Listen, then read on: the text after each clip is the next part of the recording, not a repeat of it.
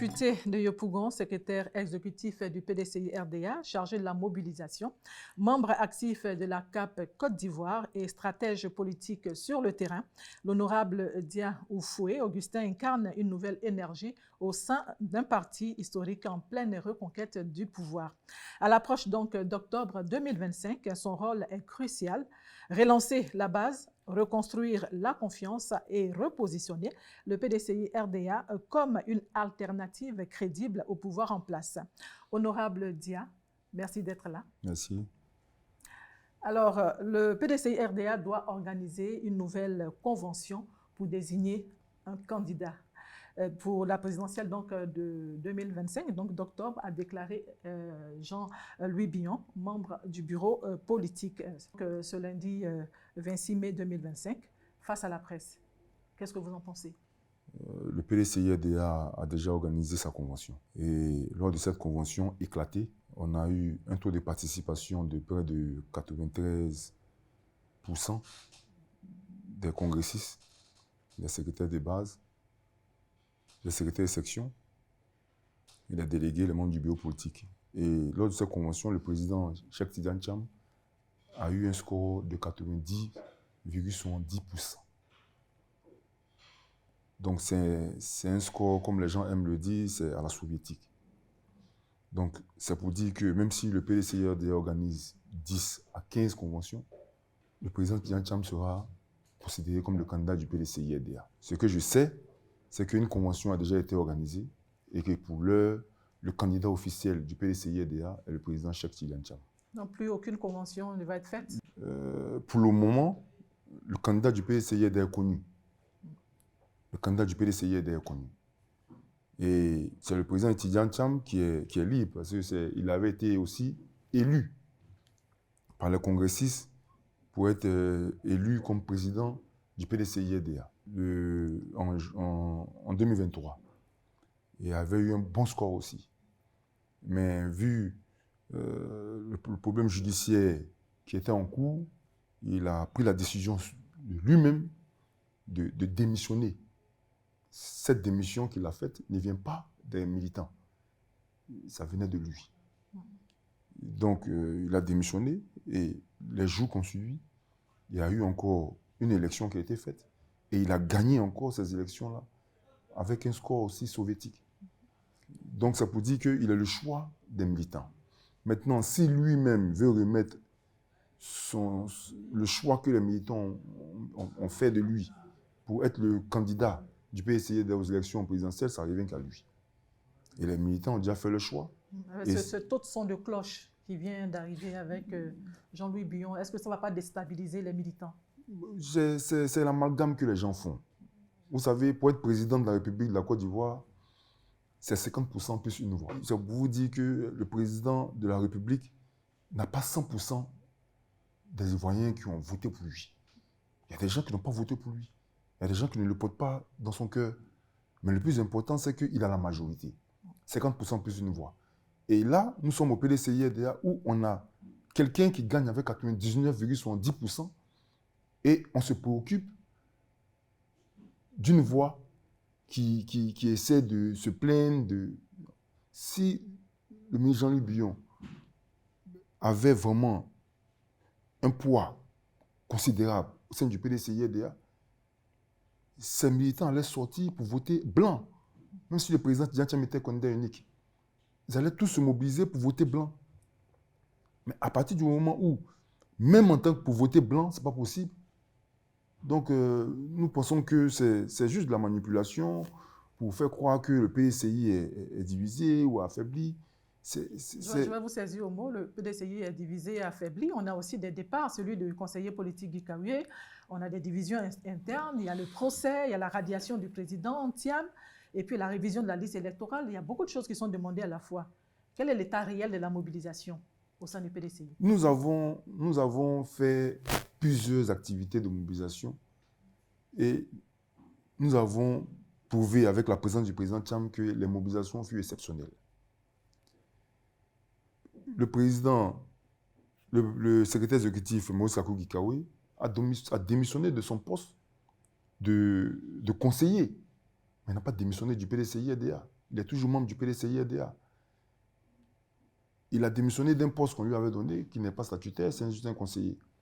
Vous savez, on a eu les Adjoumani, les Aoussou, les Kakabé, beaucoup de personnes sont parties. Le PDCI-RDA est resté.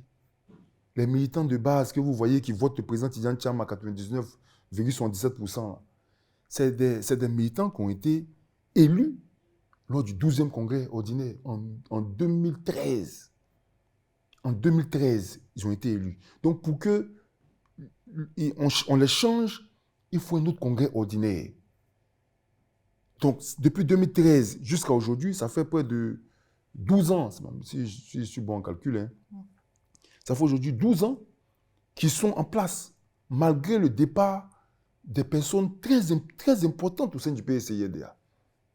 Vous voyez bien qu'ils occupent des postes vraiment de responsabilité de haut niveau au sein du RHDP.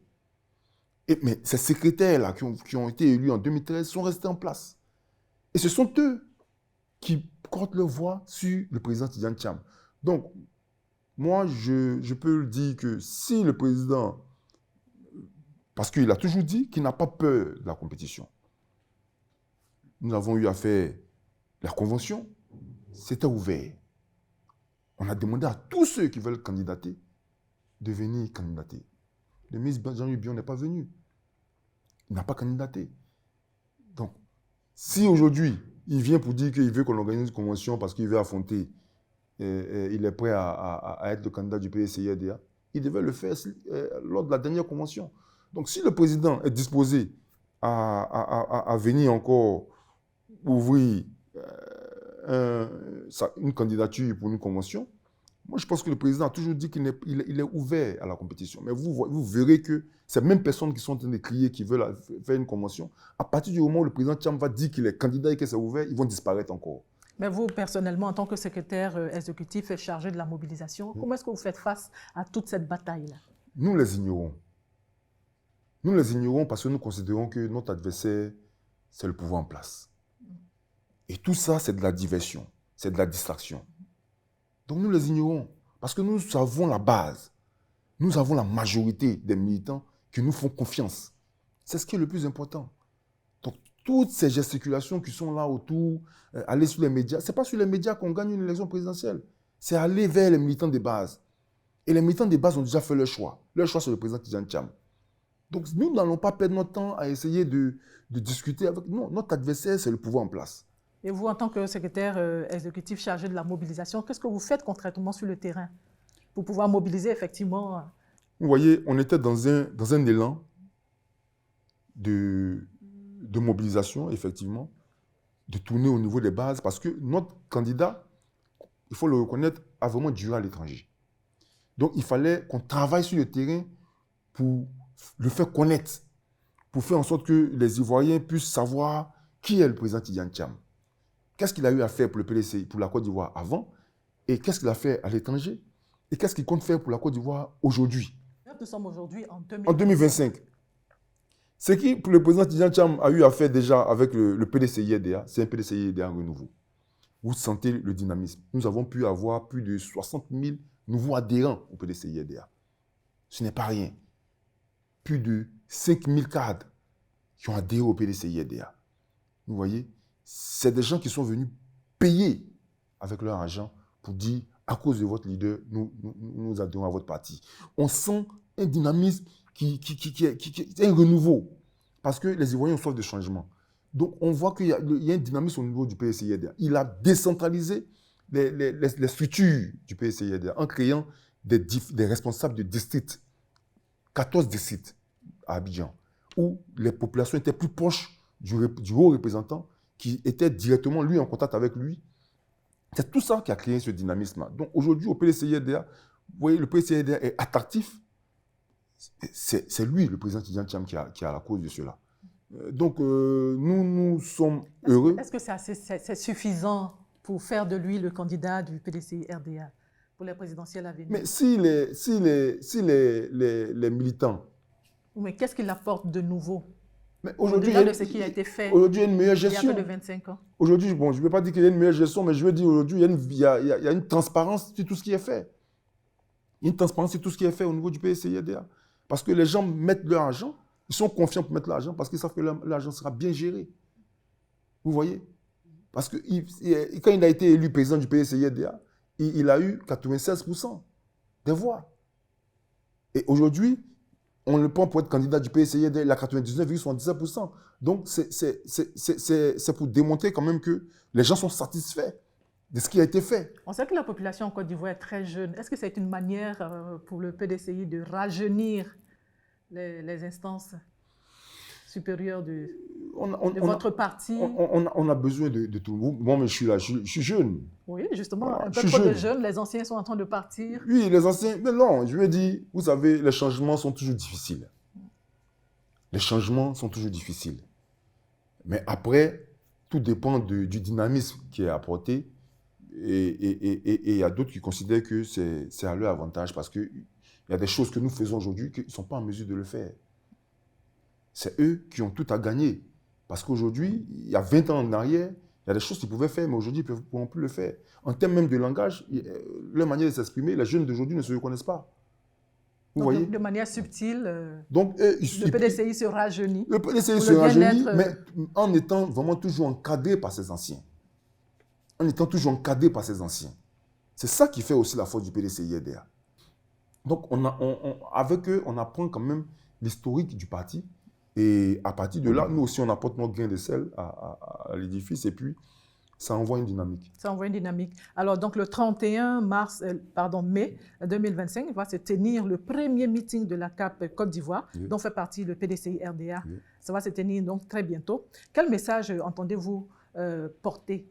Ce grand meeting de CAP Côte d'Ivoire va se dérouler à Yopougon, à la place Figayou. Ce meeting-là, comme on le dit, CAP, c'est Coalition pour une alternance pacifique. Dans d'autres pays, lorsque il y a des élections présidentielles qui arrivent, on constate que l'opposition, très souvent, est très active en boycottant, en brûlant des pneus, en cassant les édifices de l'État pour se faire entendre. Et ici, en Côte d'Ivoire, nous avons une opposition responsable qui demande à dialoguer avec le pouvoir en place.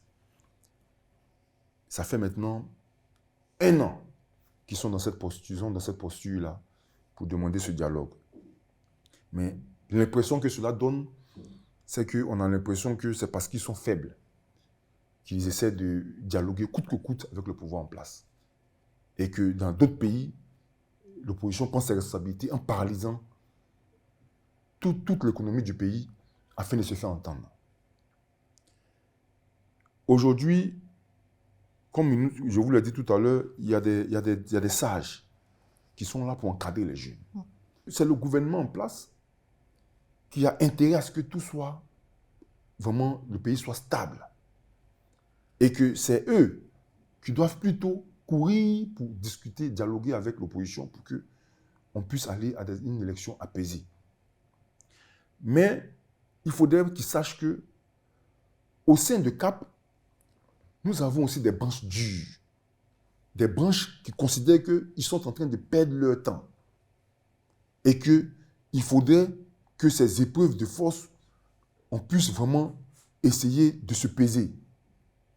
Mais les doyens et les anciens qui ont joué dans la politique, qui ont eu de l'expérience, considèrent que le dialogue, c'est l'arme des forts et qu'il faut qu'on donne toujours une chance au dialogue. Un dialogue pour revendiquer, c'est une simple démonstration de force. On s'attend à combien de militants, combien de personnes? Le meeting, il n'y a pas de... C'est quoi exactement? Qu'est-ce que vous voulez prouver, montrer? Ce que je veux dire, c'est que nous militons pour la paix. Pour qu'il y en ait une élection apaisée, afin qu'il n'y ait pas de mort. Pour encore une élection présidentielle. En 2020, nous avons eu 88 morts, si mes souvenirs sont bons. On est en train de faire tout notre possible pour qu'il y ait une élection apaisée. Donc, c'est pourquoi nous organisons ces meetings, pour demander à tous les Ivoiriens qui aspirent à ce qu'on ait une élection apaisée, qu'on n'ait pas une élection où il y aura des morts, de converger tous à la place Figayou, afin de dire au gouvernement en place que s'asseoir avec l'opposition, ce n'est pas un signe de faiblesse.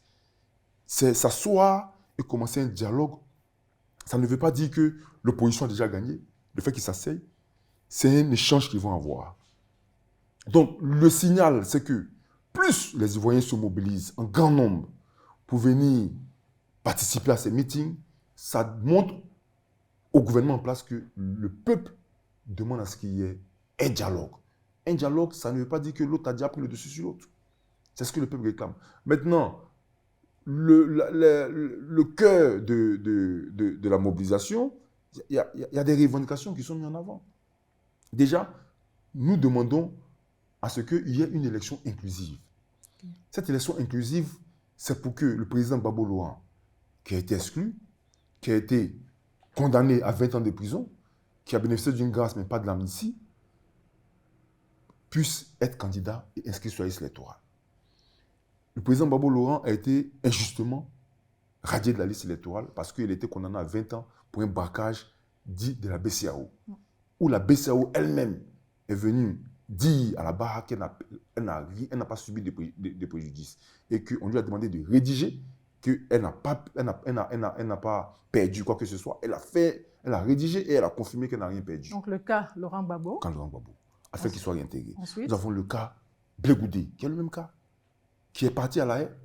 Et à partir du moment où on l'a libéré là-bas, on a décidé de le juger rapidement pour qu'il soit condamné à 20 ans de prison. Jusqu'à présent, lui, il n'a pas été gracié ni amnistié. On a le cas Soro Guillaume, qui, qu'on le veuille ou pas, jusqu'à aujourd'hui, qu'on nous dise qu'est-ce que Soro Guillaume a fait de mal. Qu'est-ce que Soro Guillaume a fait? Parce que tout ce qu'ils ont dit, c'est des vidéos, des trucs, pour dire, oh, Soro Guillaume ne peut pas y avoir un coup d'État, Mais en réalité, pour qu'il soit condamné à perpétuité, nous pensons que c'est un peu fort. Ça fait qu'il est exclu. On a le cas du président Tidjane Thiam. Juste parce qu'il a dit qu'il veut être candidat à l'élection présidentielle, on considère que depuis 1987, il a perdu la nationalité ivoirienne. Donc pour ça, on leur a dit de la liste électorale. Donc nous voulons une élection inclusive. Parce que vous ne pouvez pas exclure ces 4 monuments de la politique ivoirienne et puis espérer organiser une élection paisible ici en Côte d'Ivoire. Mais toutes ces revendications, ce n'est pas aujourd'hui que vous en parlez, ce n'est pas seulement à ce meeting que vous allez en parler, vous en parlez depuis longtemps. Et toutes vos revendications sont restées lettres mortes. La suite, c'est quoi? Moi, je peux vous le dire, je ne fais pas partie de la branche qui croit forcément que c'est par la paix que que c'est par la discussion que ça va se passer. Hein. Ah bon? Moi, je fais partie de l'autre branche. Ok. Voilà. Moi, je fais partie de l'autre branche. Laquelle branche? La branche des faucons, qui considère que ceux qui sont en face n'ont qu'un seul langage. Mais on nous demande de patienter. On nous demande d'attendre que forcément il y aura gain de cause. Donc nous l'observons. Jusqu'à ce qu'ils puissent utiliser toute la carte pour la bonne volonté de faire en sorte que les choses changent paisiblement, dans la paix. Donc on les laisse et on les observe. Et nous sommes en train d'avancer à un certain moment où ils commencent à être gênés vis-à-vis de nous. C'est pourquoi je dis, dans Cap Côte d'Ivoire, il y a plusieurs branches. Ok, le faucon que vous êtes, la branche du faucon, quel est selon vous le véritable blocage? Pourquoi est-ce que le dialogue ne porte pas? Quel est le problème? Quel est le souci? Le souci, c'est que... d'en face ou c'est vous? Non. Le souci, c'est qu'on a un parti politique qui a toujours dirigé, c'est-à-dire qui a toujours gagné des élections sans adversaire. Vous voyez, en 2010, nous avons eu une élection inclusive, mais qui a été organisée par le président Gbagbo Laurent, où Soro Guillaume était candidat, le président Alassane Ouattara était candidat. On a eu Gbagbo qui était candidat, on a eu Bédié qui était candidat. C'était une élection inclusive. C'était beau. Parce qu'à la fin, nous avons eu un deuxième tour où il y a eu un débat. Après, nous avons eu 2015. 2015, Gbagbo n'était pas là, il était à La Haye, Blé Goudé était à La Haye. Et il y avait le président Henri Konan Bédié qui était là. Et on a eu le président Alassane Ouattara qui a fait mains et pieds pour voir le président Bédié, pour ne pas qu'il soit candidat, pour le soutenir, afin qu'il puisse organiser des élections et gagner les élections, parce qu'aujourd'hui, ils étaient tous dans le RHDP. Et il y a eu cet accord qui est verbal, où, après 2015, le président Alassane allait faire une révision de la Constitution Parce qu'en 2020, le président Bédié était folklore, parce que la limite d'âge était à 75 ans. Donc il fallait faire une révision de la Constitution pour enlever la limite d'âge, pour lui permettre d'être candidat. Ils ont enlevé aussi le problème de santé, parce qu'on a considéré qu'à un certain âge, en 2020, il allait prendre de l'âge, donc il pouvait avoir des problèmes de santé. Donc tout ça, c'était supprimé lors de la révision de la Constitution en 2016, après l'élection du président. Le président Ouattara est allé aux élections face à Afin N'Guessan, qui était fragilisé, avec le camp Gbagbo, qui considérait que si Gbagbo n'est pas là, personne ne doit soutenir qui que ce soit. Donc, il a gagné les élections sans problème. Okay. Après, nous avons eu 2020. 2020, c'est vrai que la candidature du président Bédié était validée, mais qu'est-ce qui s'est passé avant que la candidature Bédié soit validée? Il y a eu des tracasseries, pas possible, où ils ont considéré que Bédié était membre du Conseil constitutionnel, donc pour cela, sa candidature ne pourra pas être validée. Donc, il y a eu ce débat qui a eu lieu, et au dernier moment, on dit, bon, on valide la candidature de Bédié, du président Ikonan Bédié, qui a passé tout son temps à se bagarrer pour essayer de confirmer qu'il avait démissionné du Conseil constitutionnel. Donc, on valide sa candidature, et en même temps, on invalide ceux de tous ceux qui sont autour de lui. Donc, par solidarité, il décide de ne pas compétir. Okay. Donc, le président Ouattara encore affronte Kakabe, c'est une victoire comme une lettre à la poste. Donc, il y a une habitude de chaque fois être candidat à une élection présidentielle et ne pas avoir de challenger sérieux. Et cette fois-ci? Ils sont dans cette même dynamique, puisqu'ils ont exclu tous les candidats sérieux. Donc, ils sont dans cette dynamique de faire en sorte que le président de la République puisse être le candidat unique, où il va avoir certains adversaires qui vont se présenter, mais nous savons tous que les adversaires qui pèsent le plus en Côte d'Ivoire, on a Tidjane Thiam, on a le président Laurent Gbagbo, on a Charles Blé Goudé, on a Soro Guillaume. Donc, si ceux-là ne sont pas candidats, il va passer comme une lettre à la poste. Donc, c'est pourquoi c'est une habitude qu'ils ont eue. Et vous voulez casser avec cette habitude? Nous ne voulons plus de cette habitude parce que ça ne fait pas partie de la démocratie. Et vous proposez quoi? Ce que nous proposons, c'est qu'ils passent à mettre sur la table des négociations déjà, pour commencer, et qu'il y ait une résolution politique à ces exclusions judiciaires. Et que lui, en tant que président de la République, prenne des décisions politiques pour que nous puissions avoir une élection inclusive et que ce soit le peuple qui choisit qui va être le prochain président de la Côte d'Ivoire de 2025. C'est la ligne actuelle du PDCI. C'est la ligne de tous les partis politiques de CAP.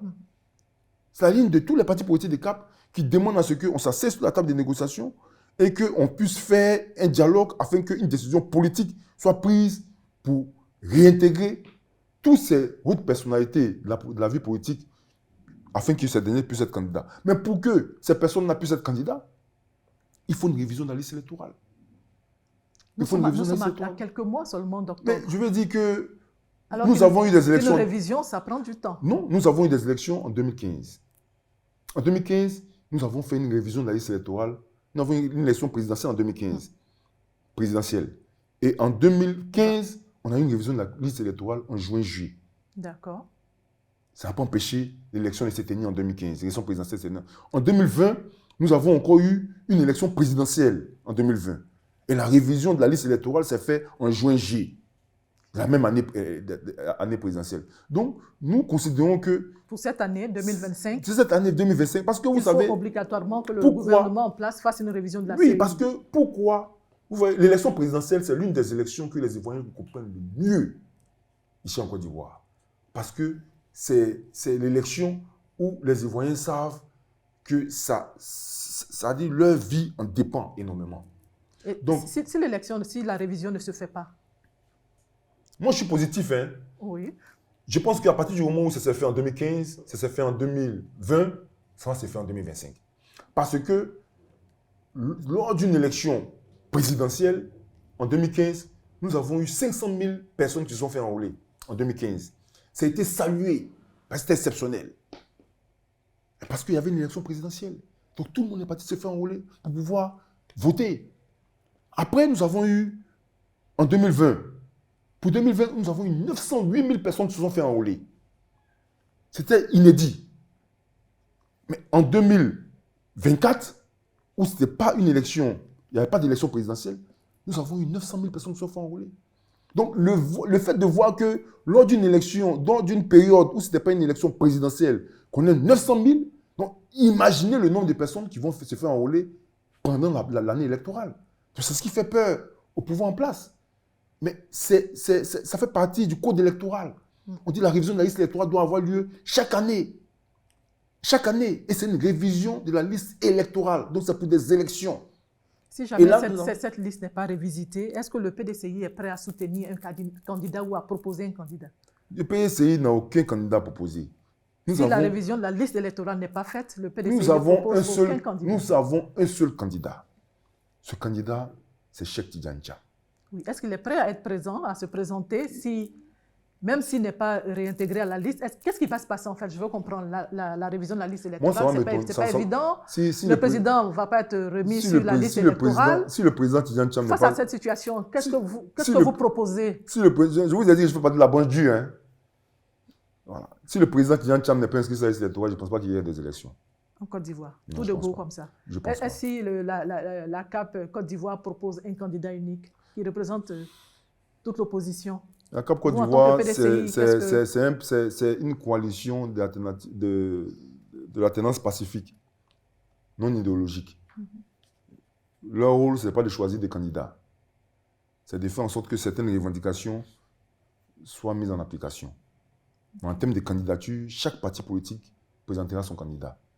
Et nous considérons que ce qui se passe actuellement en Côte d'Ivoire, c'est de l'abus. Et face à de l'abus, il faut une lutte. Pour faire en sorte que cet abus-là puisse être réparé, il faut de l'adversité. Et nous sommes convaincus que l'abus qui se passe aujourd'hui vis-à-vis du président Tidiane Tcham, du président Gbagbo Laurent, du président Soro Guillaume, du président Blé Goudé, ne doit pas prospérer.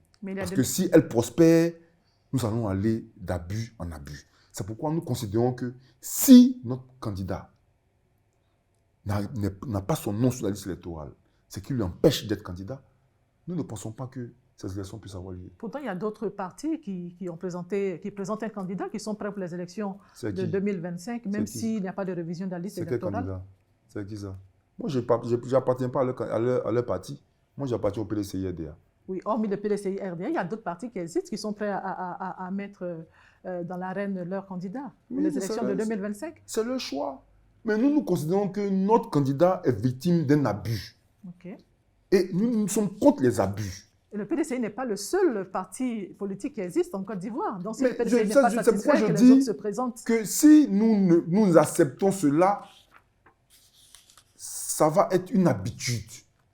Et que chaque fois qu'il y aura une élection présidentielle, on va abuser des gens pour pouvoir prospérer, pour pouvoir avancer. Et il faut à un certain moment que nous mettons fin à cela. Une élection, la popularité d'un individu, c'est vrai que nous faisons des manifestations, c'est pas dans les manifestations, c'est pas dans la rue. Parce que tous ceux même qui viennent manifester là, beaucoup ne sont pas inscrits sur la liste électorale. C'est dans les urnes qu'on sait qui est populaire.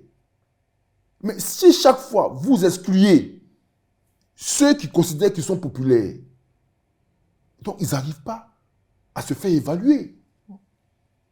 Donc, sur quelle base vous pouvez dire qu'ils ne sont pas populaires? C'est dans les urnes. Mais si vous les empêchez de participer à une élection, chez eux, ils considéreront qu'on les empêche parce qu'ils sont majoritaires. Donc, ils vont demander à leur majorité de ne pas accepter des forfaitures. Le meilleur scénario qui se présente, qui se profile, ça serait quoi? C'est que le pouvoir en place s'asseye sur la table de négociation avec les partis d'opposition et qui règle ces problèmes-là politiquement. Sinon, comme je l'ai dit, nous sommes un parti d'opposition. Pour le moment, nous, on ne jette pas notre carte. Nous sommes les faucons. On nous a dit de garder notre truc au congélateur.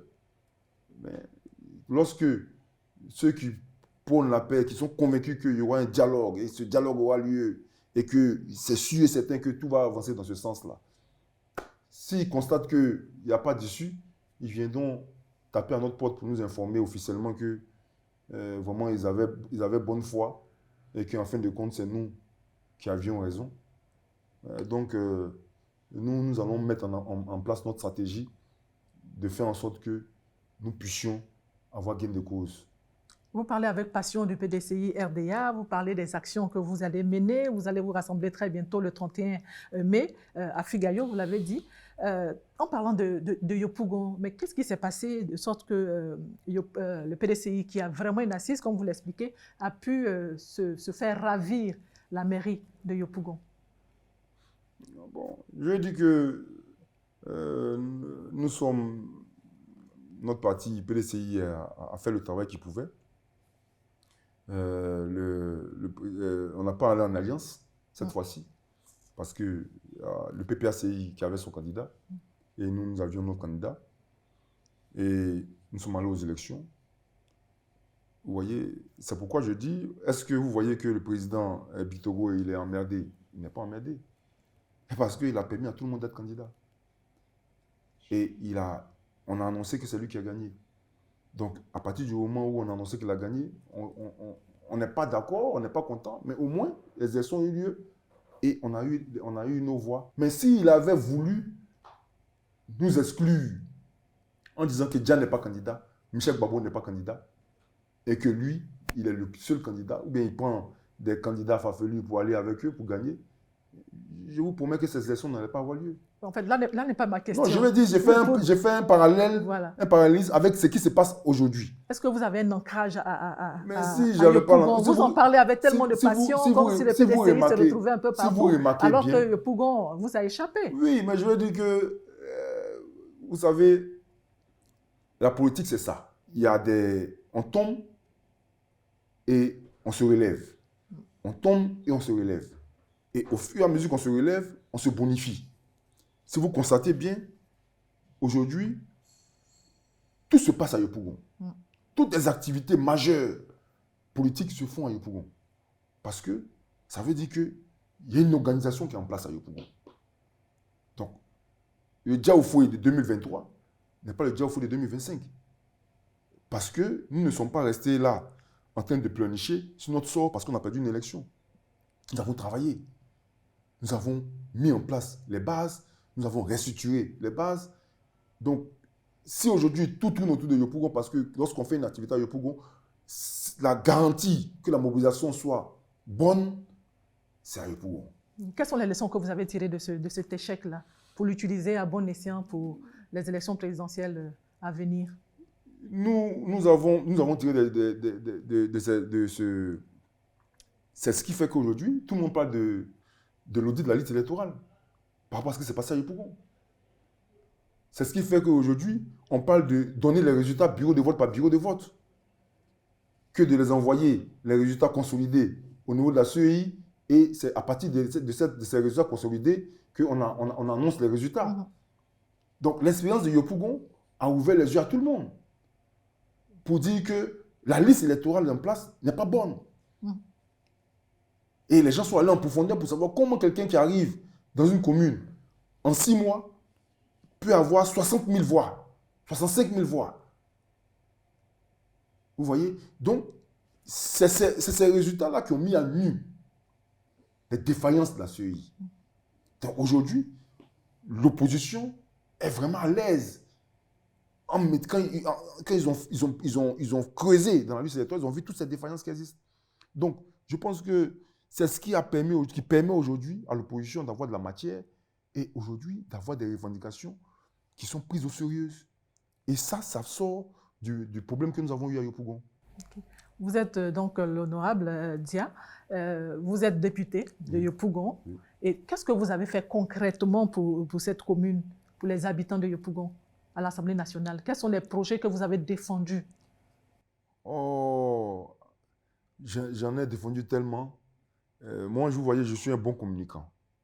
À l'Assemblée, depuis que je suis à l'Assemblée, j'ai fait en sorte qu'il y ait une transparence. À quel niveau? Au niveau de la communication. Au début, lorsque nous sommes arrivés, nous avons nos médias qui filmaient vraiment tout ce qui s'est passé dans à l'Assemblée. Et c'était relayé sur ma page. Donc, c'était déjà salué par toute la population. C'est vrai que je suis élu de Yopougon, mais je suis un député de la nation. Donc, c'était connu par tous les Ivoiriens ce qui s'est passé à l'Assemblée. Les débats au niveau des budgets qui étaient planifiés chaque année. Donc, déjà, ça a permis aux Ivoiriens dans leur ensemble de prendre connaissance de ce qui s'est fait à l'Assemblée. Et puis, en tant que porte-parole du peuple, nous avons condamné certains abus. Par exemple, avec les entrepreneurs qui ne sont pas payés dans le temps. Nous avons contesté aussi le gouvernement utilisait trop d'exonération pour les multinationales. Nous les avons condamnés. Aujourd'hui, ils ont annulé ces exonérations pour le bien-être des entrepreneurs parce que c'était une compétition déloyale. Voilà. Nous avons fait en sorte que les gens puissent être payés dans le temps. Nous avons contesté le fait qu'au niveau de Yopougon, on avait le CHU de Yopougon qui était fermé pendant trop longtemps. Pendant trop longtemps, donc il y avait trop de morts à cause de ce problème-là. Nous avons contesté le problème des bitumes au niveau de Yopougon. Nous avons fait beaucoup de choses, même au niveau national. Hein. Le plus important, c'est que nous sommes les représentants du peuple. En tant que députés, nous parlons en leur nom. Bien sûr. Et en établissant cette transparence au niveau des médias, les populations ont beaucoup apprécié. Et malheureusement, lorsque le président Bitoro est arrivé et qu'il a vu que c'était vraiment en leur défaveur, parce que vous pouvez être majoritaire à l'Assemblée, mais si vous êtes majoritaire et que vous ne faites que voter sans apporter des contradictions et autres, la population va se rendre compte qu'ils ont voté quelqu'un pour rien. Donc, ils ont décidé de faire en sorte que nous, on n'ait plus accès, nos médias n'aient plus accès à l'Assemblée afin que les populations ne puissent pas voir ces défaillances-là de leur part. Mais malheureusement, c'était en fin de mandat. Voilà, c'était en fin de mandat. Mais je le déplore quand même parce que nous avons tout notre possible pour permettre à ce qu'il y ait cette liberté d'expression, cette liberté de la communication. Mais malheureusement, ça n'a pas abouti. Mais déjà, à ce niveau-là, nous sommes satisfaits de ce que nous avons eu à faire. Et puis, au-delà de tout, c'est que nous contrôlons aussi l'action gouvernementale. Par exemple, au niveau de la cherté de la vie, Oui. j'ai eu à faire la question orale avec débat, où j'ai convoqué le président de la République pour contester la cherté de la vie. La cherté de la vie, ça ne touche pas seulement que les habitants de Yopougon, ça touche toute la Côte d'Ivoire. Où j'ai vraiment clarifié, on a convoqué à plusieurs reprises, il n'a pas été disponible, mais il a demandé à son premier ministre de le représenter qui n'est pas venu, et il a envoyé le ministre du Commerce qui est venu, et nous avons débattu sur la cherté de la vie au nom du groupe parlementaire PDCI-RDA. Il y a eu ce débat pour considérer que les populations souffrent. Cherté de la vie, corruption, foncier, le chômage des jeunes. Vous savez, c'est pourquoi je dis... On ne vous a pas tellement entendu, hein? Non. Au niveau des fonciers, par exemple, avec au niveau du populaire, qu'est-ce que vous avez fait? À Yopougon, il n'y a pas ce genre de situation. Non, je vais dire que le problème de Comé, moi j'ai intervenu, mais je veux dire que je n'ai pas intervenu tout en profondeur parce que c'est un dossier que je ne maîtrise pas. Pour moi, j'interviens sur la base où ce que j'ai toujours intervenu dessus, à l'Assemblée, c'est le problème de la corruption. OK. Et qu'est-ce que vous avez relevé? Non, le problème de la corruption, c'est généralisé en Côte d'Ivoire. C'est un problème qui est généralisé en Côte d'Ivoire. Et plus au ministère de la Constitution. Au ministère de la Constitution. Donc, aujourd'hui, la corruption fait partie aujourd'hui de la vie de tout le monde. On considère que c'est normal.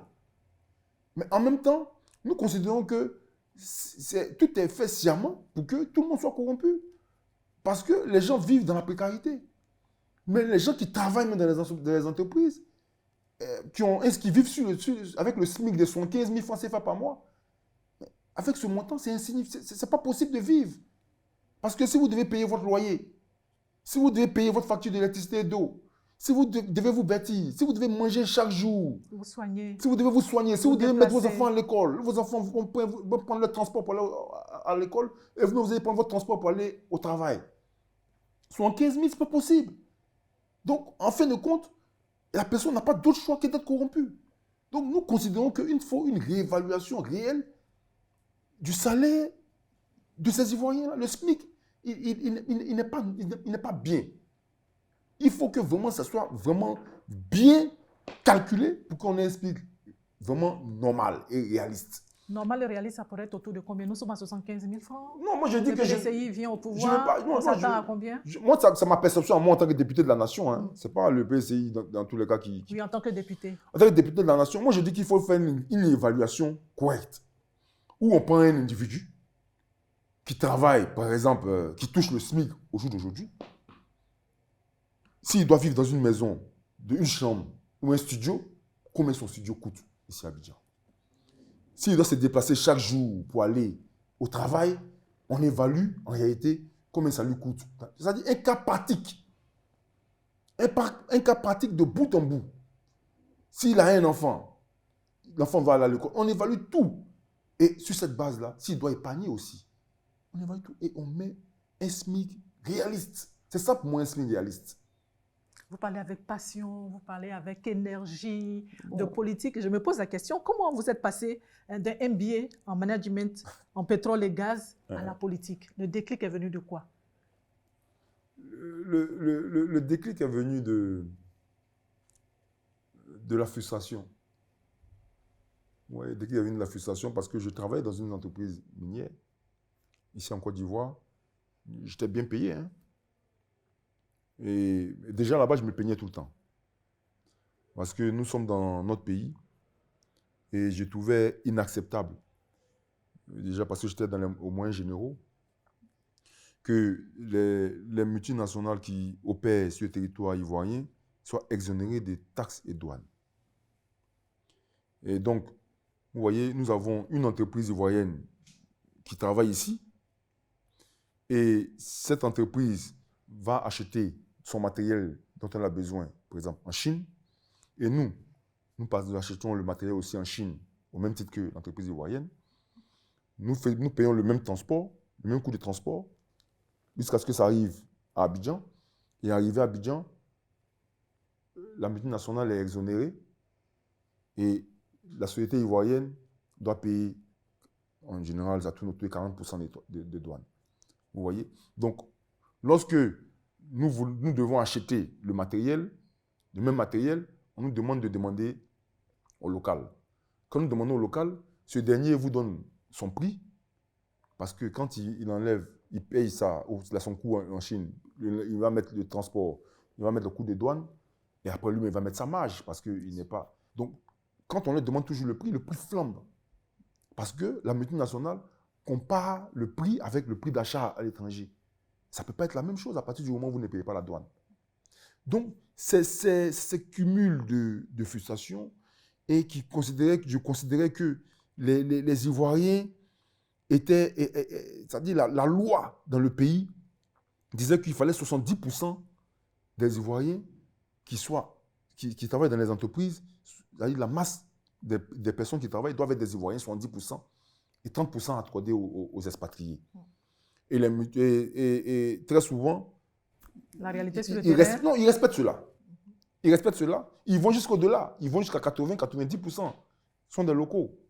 Et 10% sont des expatriés. Mais le problème n'est pas là. Le problème, c'est que sur 1000 employés, 900 sont des Ivoiriens et 100 sont des expatriés. Le grand problème auquel on est confronté, c'est que les 900 Ivoiriens ont des emplois précaires. Sont tous des ouvriers vraiment de basse catégorie. Basse catégorie. Et les 10% d'expatriés, si on compare à la masse salariale de ces 900 à ces 100, vous voyez que l'écart est là. L'écart est là. Donc, moi, je considérais que c'est une défaillance. Parce que c'est tout à fait normal que lorsque vous prenez un expatrié qui était en Angleterre et qui vient travailler en Côte d'Ivoire, mais il est normal que lui, il achète tout chez lui. Il oriente tous les achats dans son pays d'origine. Donc, je considérais que je me suis renseigné pour savoir comment on fait pour changer ça. On dit qu'il faut être député. C'est à l'Assemblée seule qu'on peut changer cela. Et depuis que vous êtes député... J'ai tout fait pour que ça change. Nous n'avons pas la majorité. J'ai tout fait pour que ça change. On a discuté, débattu, mais ça va changer. Donc, c'est pourquoi, en même temps, je me suis reconverti à être l'homme de Tcham pour faire en sorte que Tcham gagne pour que ça change.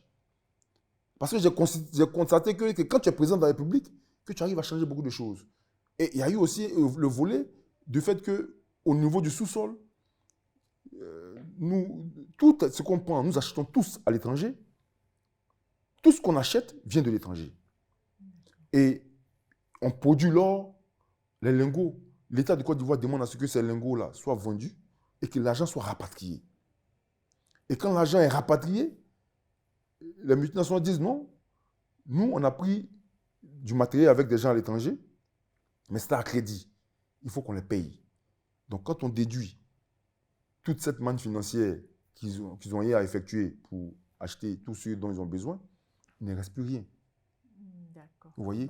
Donc c'est ces frustrations, et j'ai considéré qu'avec cette manière de fonctionner, la Côte d'Ivoire ne pourra jamais connaître le développement. Et j'ai considéré qu'il était important que je rentre dans l'arène politique, dans l'optique de pouvoir faire changer les choses. C'est pourquoi je suis vraiment fougueux, je suis vraiment déterminé, parce que je suis venu en politique par conviction. Je ne suis pas venu par complaisance ou par rapport à un leader politique qui m'a contraint de venir. Non, je suis venu de moi-même par conviction, apporter quelque chose. C'est pourquoi je suis déterminé dans tout ce que j'ai fait.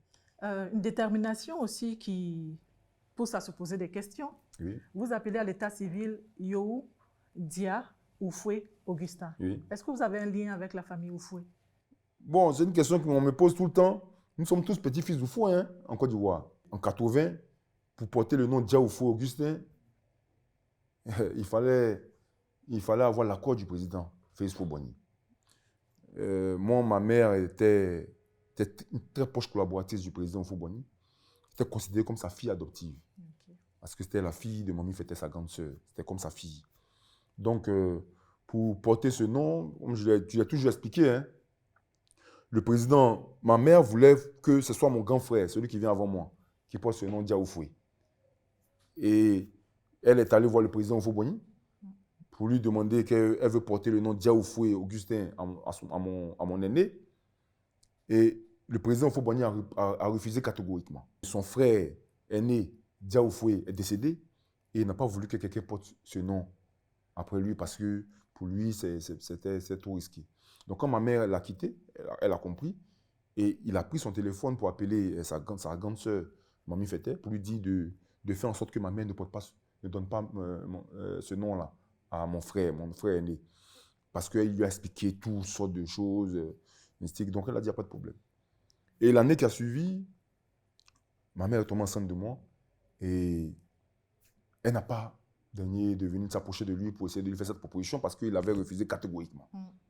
Donc elle est partie à l'hôpital pour essayer de me mettre au monde. Elle n'a pas essayé, elle vous a mis au monde. Bon, elle n'a pas essayé, elle m'a mis au monde. Elle m'a mis au monde. Donc quand je suis venu au monde, il se trouve que le président Houphouët-Boigny lui-même a pris son téléphone pour appeler sa grande sœur pour lui demander qu'il faudrait que moi je porte tout le nom, Dia Oufoué Augustin. Et sa grande sœur a considéré que non, mais c'est parce que tu m'as dit la dernière fois. Tu m'as dit que Dia Oufoué ne doit plus exister parce que voilà, c'est trop. Donc ton frère est décédé, c'est un nom qui ne va pas trop porter bonheur parce qu'il y a le fétichisme dedans et tout ça. Donc il a tout fait pour lui faire peur à la première fois. Donc elle n'a pas voulu. Donc il a dit non, je sais, j'avais dit ça, mais celui qui vient d'arriver là, lui, il peut porter le nom. D'accord. Donne-lui ce nom-là. Et c'est comme ça que Mamie Fétait s'est déplacée pour aller à l'hôpital. Après, ils sont allés à... Et il a appelé aussi Tante Monique, qui est la fille de son frère, pour qu'elle prenne tous les papiers de son frère pour aller pour confirmer, pour qu'on mette le nom de son Dia Oufoué Augustin sur moi. Et c'est comme ça qu'ils ont mis le nom sur moi. Donc depuis, aujourd'hui, on comprend pourquoi il a mis ce nom sur moi, pour que je puisse travailler pour son petit-fils, Tidjane Cham, afin qu'il puisse réussir. Donc peut-être le président Houphouët-Boigny, c'était un visionnaire. Un visionnaire. Voilà, c'était un visionnaire, il a dépassé tout le temps. Qui vous accompagne. Oui, c'est le meilleur héritage aussi que j'ai pu avoir. Hein. Un autre héritage dans nos recherches. Oui. Dans nos recherches. D'accord. Certains parlaient de vous en disant le député Leket. Oui, oui. Alors, vous êtes prêt à aller où en tant que député Leket pour vos convictions? Bon, député Leket, c'était juste une expression parce que quand je suis rentré en politique, parce que moi, j'ai traversé beaucoup de difficultés avant d'être député. Voilà. Et quand j'étais dans les difficultés comme ça, on m'appelait, c'est pas Dia Oufoué qu'on mettait en avant, on mettait mon Yohou. Tout le monde m'appelait Yohou. Maintenant que j'ai réussi, on dit je mets Dia Oufoué. Vous voyez? Donc, c'est pour dire que je traversais beaucoup de difficultés. J'ai eu même à vendre des habits au bord de la route. Lorsque j'ai terminé mes études et je n'arrivais pas à trouver du travail. Voilà. Donc, je me suis débrouillé. Donc, c'était les chaussures que je portais lorsque je vendais au bord de la route. Donc, c'est pour dire aux Ivoiriens qu'il ne faudrait pas perdre d'espoir. C'est vrai que je suis devenu député, mais je porte toujours ces chaussures-là. Lorsqu'il y a des meetings, il y a des manifestations, pour ne pas que ces jeunes-là qui veulent entreprendre, quand ils ont un peu de moyens, qui ne partent pas être influencés pour aller acheter des chaussures de valeur. Il faudrait qu'ils puissent aller acheter leur leket et porter ces chaussures de 1500, 2000. On dit à cause de moi-même, le prix a augmenté. Et aller prendre cet argent pour faire leur petit commerce que de payer des chaussures de valeur. Donc, c'est le message. Et pour dire aussi à leur moment de ne pas perdre d'espoir si elles voient leurs enfants porter ces leket. Parce que même le député de la République, il en porte souvent. Donc, ce n'est pas un signe de délinquant de porter ces chaussures-là. Et que c'est des chaussures qui sont pratiques, qui durent dans le temps et qui permet quand même de voir que vous avez un enfant qui est combattant. Voilà. Donc, c'était le message. C'était vraiment le message. Et quelle serait votre priorité si demain, vous avez le plein pouvoir? Si demain, nous avons plein pouvoir, moi, principalement, vous savez, je pense que pour que la Côte d'Ivoire puisse être un pays déjà de droit, par rapport à tout ce que nous avons subi, il faudrait que la séparation des pouvoirs puisse être respectée. Et que chaque pouvoir puisse exercer de manière indépendante son pouvoir. Et que l'exécutif n'ait pas à avoir des émissions dans chaque pouvoir. Ça, c'est le un. Deuxièmement, c'est de faire de la lutte contre la corruption une priorité numéro 1. Parce que c'est la corruption qui fait que les gens du bas étage sont très mal payés. Parce qu'il y a un groupe, très souvent politique, qui s'accapare de toutes les richesses et qui fait qu'on n'a pas suffisamment de ressources pour pouvoir permettre aux Ivoiriens d'être bien rémunérés.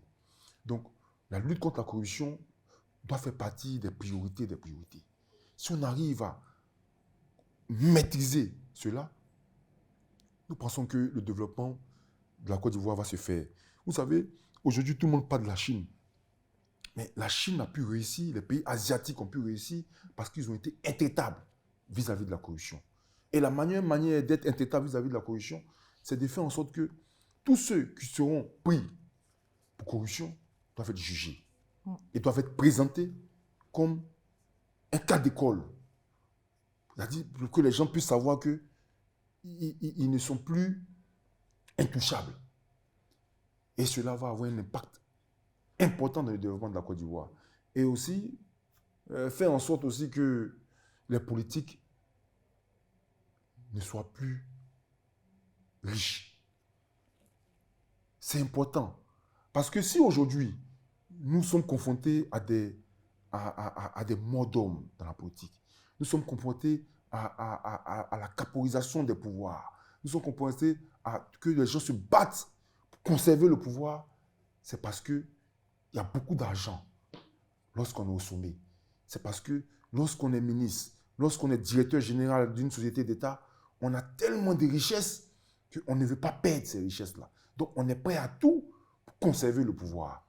Et si on ne met pas fin à cela, nous serons toujours dans la même spirale de violence. Donc, vraiment, mon souhait avec le président Tidjane Thiam, c'est de faire en sorte que cette manière de gouverner-là puisse s'arrêter. Et que ceux qui doivent avoir de l'argent dans un État, ce sont les entrepreneurs et non les politiques. Moi, je serais très heureux que si cela change, vous allez voir que les élections vont se faire tout le temps sans violence parce que c'est une charge pour celui qui vient devenir président pour lui. Vous voyez, j'ai vu dans le livre de Barack Obama où, en tant que président des États-Unis, quand il est à la Maison-Blanche, il y a des charges qui lui incombent. Parce qu'il doit payer. S'il veut 2 gâteaux, il paye le 2e gâteau. En tant que président de la République. Oui, c'est à ça que nous devons arriver. Et vous verrez qu'à partir du moment où il n'y aura plus assez de moyens pour les politiques, pour s'accaparer des richesses du pays, parce qu'il y a une bonne lutte contre la corruption réelle dans le pays, parce que je vois ces personnes qui seront prises, seront jugées, condamnées, et ça sera mis en exergue. Vous allez voir que la corruption va baisser d'elle-même. Et ça va baisser et vous verrez qu'on aura suffisamment de ressources pour permettre à ce que le SMIC augmente. On aura suffisamment de ressources pour faire en sorte qu'on n'ait plus besoin d'aller prendre des prêts à l'étranger. on aura suffisamment de ressources pour permettre à ces entrepreneurs-là de pouvoir être payés dans le temps et de permettre au pays de se développer convenablement. Donc, moi, c'est ma vision. C'est ma vision. Il y a plusieurs autres batailles. Hein. On va parler des priorités. Moi, je parle des priorités. OK, donc le 30 mai prochain, donc 31 mai, pardon, vous aurez donc ce meeting géant-là à Figayo. Vous êtes face à la caméra, un message à l'endroit de tous les militants de la CAP Côte d'Ivoire et surtout à l'endroit du pouvoir en place. Ce n'est pas un meeting pour casser quoi que ce soit. C'est un meeting pour demander un dialogue politique franc afin que nous puissions organiser cette élection présidentielle sans heurts, sans mort. Donc nous appelons vraiment tous les Ivoiriens qui aspirent à la paix. Et parallèlement, nous appelons le gouvernement en place, spécialement le président de la République, à prendre de la hauteur afin que ce dialogue tant demandé par l'opposition ait lieu. Honorable Diaoufo Augustin, merci. Je vous remercie. Chers téléspectateurs et internautes, merci de nous avoir suivis partout dans le monde. À très bientôt. Politique, l'essentiel de la politique ivoirienne.